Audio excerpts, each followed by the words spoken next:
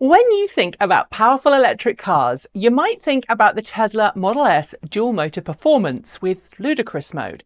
It has 794 horsepower at the wheels, or about 592 kilowatts if you prefer, and it can do the 0 to 60 miles per hour sprint in 2.4 seconds. It can go on to a top speed of 163 miles per hour. It is, quite honestly, a fantastic beast, and it dominates the drag strip for a reason. And when Tesla launches its promised second generation Roadster, complete with its triple motor setup, I'm guessing it will pretty much outperform every other car out there. But there are, of course, electric cars already in existence whose specifications far exceed that of the current high-end Tesla Model S. The Rimac C2 is one such car, with its 1,888 horsepower, 1.85 second sprint time, and 258 miles per hour top speed. As you may know, however, the C2 is a $2.1 million hypercar that most of us will never see, let alone ride in or own. And frankly, that's kind of normal for any crazy performance car, electric or otherwise. In the internal combustion engine world, however, it is fairly common for automakers to produce one-off or race-spec variants of production vehicles you can buy. Sometimes those vehicles will be used as drag strip racers. Sometimes they'll simply be used as show cars for a high-profile event like SEMA. In Europe, for example, you'll even see highly modified race cars based off production cars, but with most major components replaced with race-spec gear, competing in things like the Touring Car Championship. And of course, in North America, we have NASCAR, which, like the touring cars in Europe, bear very little resemblance to the production cars they are supposedly based on. Although the cars we see ripping around the racetrack or pulling massive drifts bear very little resemblance to cars we can actually buy, there is still definitely a lot of marketing to be had from making a high-performance variant of a car that you can see in your local showroom, which is perhaps why Ford's performance arm has just revealed a monster of a vehicle, the one-off Ford Mustang Mach E 1400. Built in collaboration with RTR vehicles in North Carolina with the sole intention of driving fast and hard.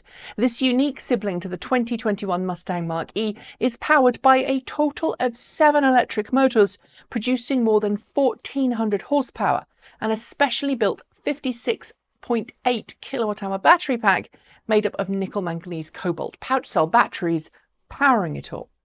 It's not only fast, but it's also aimed squarely at the very people who've either traditionally eschewed electric vehicles because they're not seen as being macho enough, or people who've occupied the traditional muscle car world and have yet to receive any real exposure to anything without an internal combustion engine.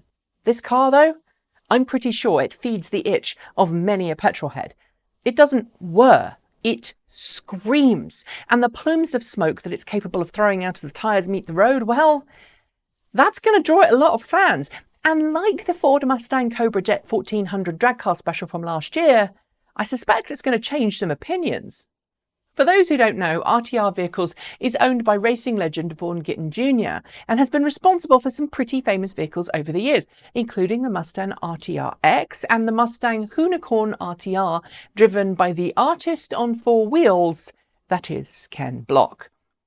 As a consequence, this particular car has been put through its paces plenty of times by many well-known names in the race and auto gincana world, and as videos published last week on Twitter show, every single one of them has been blown away by how this car drives.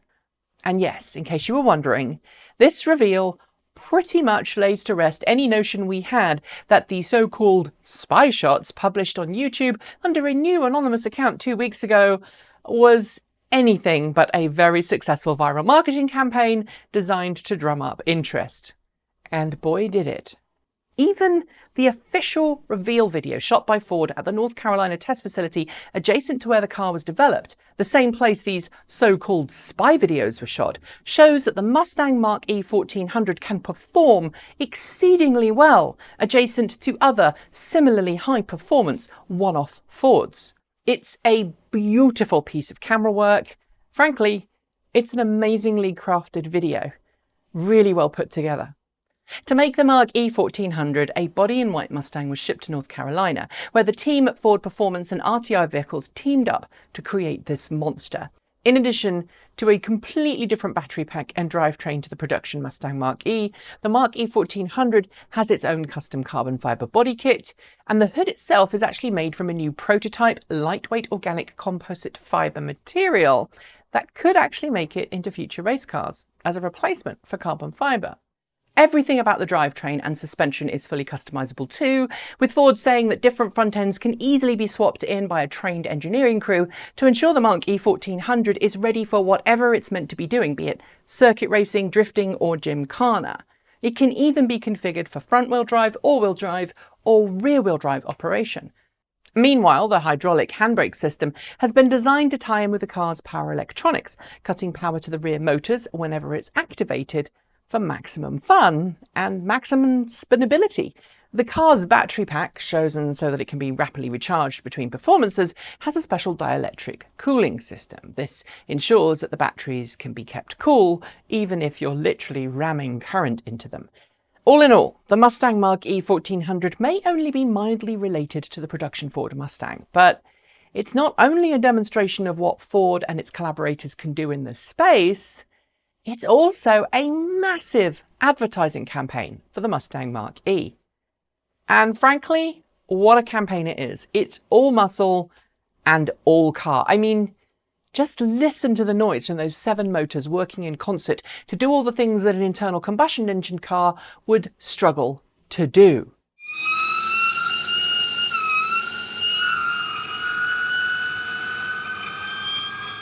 It's intoxicating, and it counters everything that electric cars have been criticised for in the past. I know that Tesla has been challenging norms for years, and it will continue to do so, and long may it continue to do so. Its range of electric vehicles are market leaders for a reason, and its supercharger network, its battery technology, and its onboard tech is something that very few automakers can even dream of matching today. Tesla has convinced hundreds of thousands of people around the world to dump the pump and go electric. But the Ford Mustang Mach E 1400? That's aimed squarely at those who previously poo-pooed electric vehicles, even Teslas. It's aimed not at early adopters, but those who have held out until now. And more importantly, it sets up the idea that even if you might not be able to do it at launch, someone somewhere may, just maybe, be able to modify their Ford Mustang Mach E with off-the-shelf performance parts, giving wrench turners who have to this point relied on internal combustion engines for their fixes the chance to go electric. The Ford Mustang Mach E 1400 won't turn anyone into an EV driver overnight, but I don't think it's meant to. As we'll see with a promised appearance at a NASCAR race sometime soon, it's going to do something else completely different. It's there to take names, to challenge stereotypes, and to blow people away with its performance. And if we ignore all the particulates that will be flying off those tyres as they're shredded, it might be a little better for the world too. And that's it. Thanks for joining me, and I'll see you next time.